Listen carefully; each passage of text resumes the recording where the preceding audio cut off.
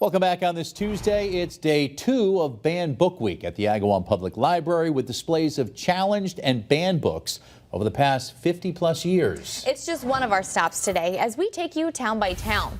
Let Freedom Read is the official 2023 campaign from the American Library Association, and the Agawam Library is encouraging visitors to learn about banned books and what it means to have the freedom to read. Plus, the library is also offering instructional sessions on how to use Ancestry.com to get started with your genealogy research.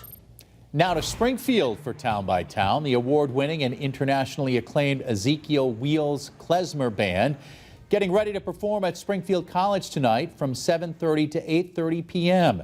The Wheels improvise with the intimacy of chamber music and the intensity of a rowdy dance band. The group plays contemporary interpretations of Jewish music. This free event is open to the Springfield College community and to the public. And finally, Town by Town, taking us to Chicopee, where the Senior Center at River Mills Center and Chicopee Council on Aging is offering a fall colors class to anyone. The class lasts about an hour and it explores various art mediums like colored pencil, oil pastel, watercolor, and acrylic.